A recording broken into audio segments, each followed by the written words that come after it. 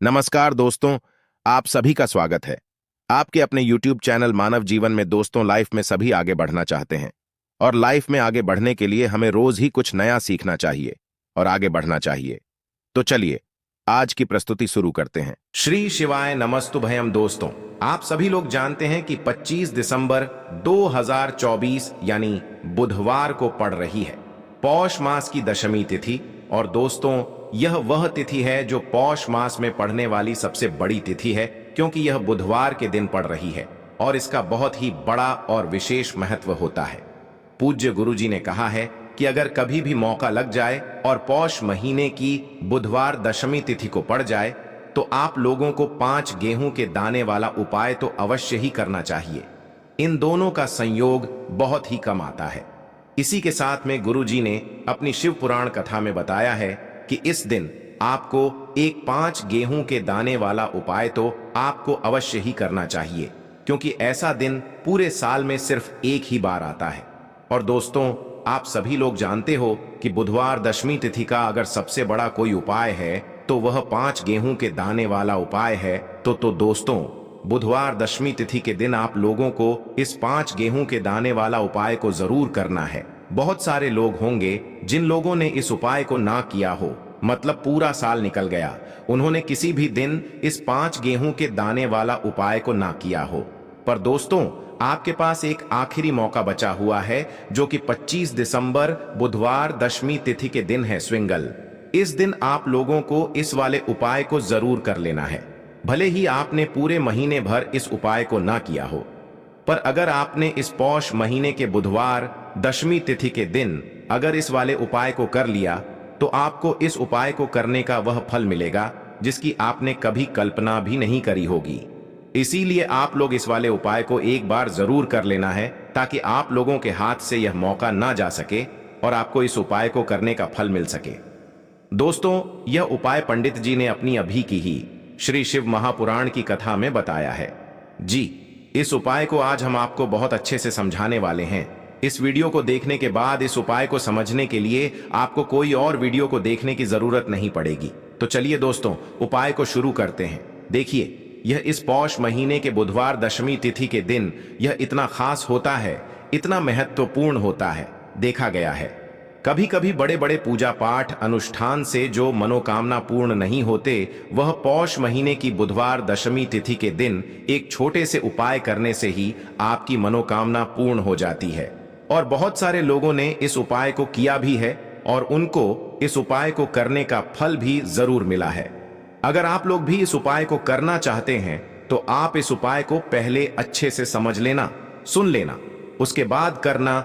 आपको इस उपाय का फल जरूर मिलेगा। और इस उपाय को कर लेने से आपके घर में चाहे किसी भी प्रकार की दुख और समस्या क्यों ना चल रही हो, आपको उसका कारण भी नहीं पता है कि भाई यह समस्या किस कारण से चल रही है। उसका कुछ भी कारण हो सकता है, जैसे पितृदोष हो सकता है या किसी भी तरह का मंगल दोष भी हो सकता है। तो इस दिन आप लोगों को यह वाला उपाय कर लेना है। ये एक ऐसा उपाय है जिस उपाय को अगर किसी विशेष दिन पर किया जाए तो भाई उस विशेष दिन का जो है वह तो हमें मिलता ही मिलता है, पर हमने उस दिन पर इस उपाय को किया है तो हमें उससे भी बड़ा फल मिलता है, और फल बहुत जल्दी मिलता है, क्योंकि आप इस उपाय को बहुत ही बड़े और विशेष दिन पर कर रहे हो। तो चलिए अब उपाय के बारे में बात करते हैं, लेकिन उससे पहले आप लोगों को यह जानना आवश्यक है कि आखिर यह उपाय किस समय करना है, किसको करना है और कैसे करना है। तो चलिए हम आगे आपको वीडियो में एक एक करके बता देते हैं। लेकिन उससे पहले अगर आप लोग हमारे चैनल पर पहली बार आए हैं या फिर मेरी आवाज आज पहली बार सुन रहे हैं तो हमारे चैनल को सब्सक्राइब जरूर कर लेना और इस वीडियो को लाइक करके कमेंट बॉक्स में श्री शिवाय नमस्तुभ्यम ओम नम शिवाय जरूर टाइप कर देना। तो दोस्तों, इस 5 गेहूं के दाने वाला उपाय को हमें इस बुधवार दशमी तिथि के दिन कैसे करना है, किसको करना है, किस समय करना है और कहां पर करना है, ये सारे सवालों के जवाब आपको इस वीडियो में मिल जाएंगे। और जो ये वीडियो देखेगा भाई, उसको 5 गेहूं के दाने वाला उपाय जरूर करना चाहिए, क्योंकि इस दिन 5 गेहूं के दाने वाला उपाय का भी बहुत ही बड़ा और विशेष महत्व होता है। और जब बात आ जाए 5 गेहूं के दाने वाला उपाय की, तो ये सोने पे सुहागा वाली बात हो जाती है।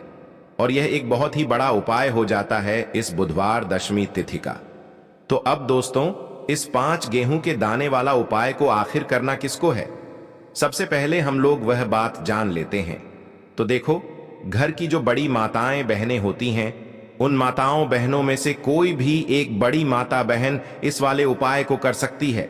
और दोस्तों, अगर आप चाहें तो अपने घर में से सभी सदस्यों को भी इस उपाय को करवा सकते हैं। अगर किसी व्यक्ति की खुद की कोई मनोकामना है, खुद की कोई दुख और परेशानी है जो कि वह अपने लिए ही करना चाहता है इस वाले उपाय को, तो वह खुद अपने लिए भी कर सकता है।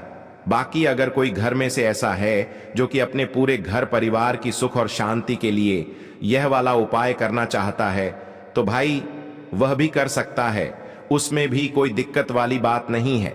कहने का मतलब यह है कि इस उपाय को हर एक सदस्य भी कर सकता है और पूरे घर परिवार के सदस्य के लिए घर की बड़ी माताओं बहनों में से कोई एक माता बहन भी कर सकती है। माताएं बहनें अगर घर में उपस्थित ना हो या वह यह वाला उपाय ना कर पा रही हो, तो फिर घर का कोई बड़ा सदस्य भी इस 5 गेहूं के दाने वाला उपाय को कर सकता है, चाहे फिर वह पुरुष ही क्यों ना हो। उसमें कोई भी दिक्कत वाली बात नहीं है। उसके बाद में दोस्तों, जो अगला प्रश्न निकल कर आता है वो यह आता है इस उपाय को लेकर कि आखिर इस उपाय को हमें किस समय करना है, सुबह के समय करना है कि शाम के समय करना है। तो देखो, इस वाले उपाय को आप लोग सुबह के समय भी कर सकते हो और शाम के समय प्रदोष काल में भी कर सकते हो। अब अगर आप पूछो कि भाई सबसे उत्तम समय कौन सा रहेगा इस 5 गेहूं के दाने वाला उपाय को करने का, तो हम आपसे बस यही कहेंगे कि इस उपाय को आप सुबह के समय करेंगे तो ज्यादा बेहतर होगा। बाकी अगर प्रदोष काल शाम के समय भी करेंगे तो भी अच्छा होगा, उसमें कोई भी दिक्कत वाली बात नहीं है। तो अब दोस्तों, जो अगली सबसे बड़ी और महत्वपूर्ण बात आती है वह यह आती है कि सुबह अगर हम उपाय को करेंगे तो हमें कितने बजे से लेकर कितने बजे तक के बीच में करना है, और शाम के समय प्रदोष काल में करेंगे तो हमें कितने बजे से लेकर कितने बजे के बीच में करना है। तो देखो, सुबह जितनी जल्दी हो सके आप उपाय को करने की कोशिश करना। बाकी अगर किसी कारणवश लेट भी हो जाओ, थोड़ी देर भी हो जाए, तो 10 या 11 बजे तक भी आप उपाय कर लेना, पर 12 बजे से ज्यादा देरी ना हो। ठीक है, इस बात का ध्यान रखना। उसके बाद में दोस्तों, अगर शाम के समय प्रदोष काल की बात करें, प्रदोष काल का जो समय है होता है वो शाम के 6 बजे से शुरू हो जाता है। मतलब शाम के 6 बजे से लेकर 7 बजे के बीच का जो समय होता है, यह समय प्रदोष काल का समय होता है। तो आप इस उपाय को 7 या 8 बजे के बीच में भी कर सकते हो। मतलब शाम के 6 बजे से रात 8 बजे के बीच में आप कभी भी इस वाले उपाय को कर सकते हो, उसमें कोई भी दिक्कत वाली बात नहीं है। देखिए, पहला जो उपाय है विशेषकर आपकी समस्त मनोकामना को परिपूर्ण करने वाला है। बुद्धि, ज्ञान और विवेक से जुड़ी यदि आपकी किसी भी प्रकार की मनोकामना हो, या फिर यदि आप अपने व्यापार में वृद्धि के लिए यह उपाय करना चाहते हैं, यदि आप भी चाहते हैं कि आपके घर से सारे जो विघ्न हैं, सारे क्लेश हैं, वह सभी समाप्त हो जाएं, यदि आप भी चाहते हैं कि जीवन में आपकी किसी भी प्रकार के संकट और तनाव की स्थिति उत्पन्न ना हो, यानी कि जीवन की समस्त समस्याओं को दूर करने के लिए आपको बुधवार की दशमी का यह चमत्कारिक उपाय करना होगा। देखिए, इस उपाय को करने के लिए सबसे पहले तो आपको मात्र 5 गेहूं के दाने लेने हैं। इसी प्रकार से आपको 5 गेहूं के दाने लेने हैं। देखिए, यह जो उपाय है सभी माताओं को विशेषकर अपने बच्चों के लिए करना है, यानी कि अपने बच्चों की सफलता के लिए सभी माताओं को यह उपाय करना है। यानी कि यदि आपका जो बच्चा है वह पढ़ाई लिखाई करता है, किसी भी नौकरी के लिए तैयारी कर रहा है, या फिर किसी भी व्यापार को करता है, उसमें सफलता प्राप्ति के लिए आपको यह सुंदर सा उपाय करना है। तो इस प्रकार से आपको 5 गेहूं के दाने लेने हैं जो कहीं से भी टूटे हुए, खंडित नहीं होने चाहिए। अब देखिए दोस्तों, इसी के साथ में आपको एक तांबे के पात्र के अंदर शुद्ध जल लेना होगा। अब दोस्तों, ये जो सभी सामग्रियां हैं आपको लेकर के पहुंच जाना है भगवान शिव के मंदिर में। देखिए, ये जो उपाय हैं आप सुबह से लेकर के शाम तक किसी भी समय में कर सकते हैं। देखिए दोस्तों, सबसे पहले तो आपके पास जो 5 गेहूं के दाने हैं, इनमें से आपको 4 गेहूं के दाने अलग करने हैं, और आपको को एक विशेष बात का ध्यान रखना है कि जो ये चारों ही गेहूं के दाने हैं कहीं से भी टूटे हुए, खंडित नहीं होने चाहिए। इस बात का ध्यान रखना है। देखिए दोस्तों, सबसे पहले तो आपने जो 4 गेहूं के दाने लिए हैं उन्हें आपको थोड़ा सा गीला करना है, यानी कि इन पर आपको थोड़ा सा शुद्ध जल डालना है और लगातार आपको ओम गण गणपतये नमः या फिर श्री गणेशाय नमः इस मंत्र का लगातार जाप करते रहना है। अब दोस्तों, आपको ये जो 4 गेहूं के दाने हैं इन्हें शिवलिंग पर सीधी तरफ जहां गणेश जी का स्थान होता है वहां पर आपको चारों ही गेहूं के दाने एक साथ समर्पित कर देने हैं।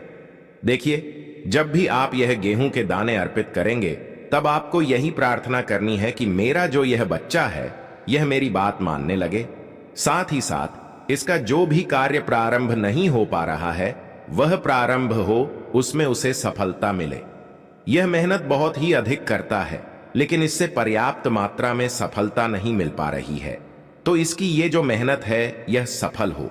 इस प्रकार से प्रार्थना करते हुए जो 4 गेहूं के दाने हैं इन्हें आपको शिवलिंग पर सीधी तरफ गणेश जी वाले स्थान पर अर्पित करना है।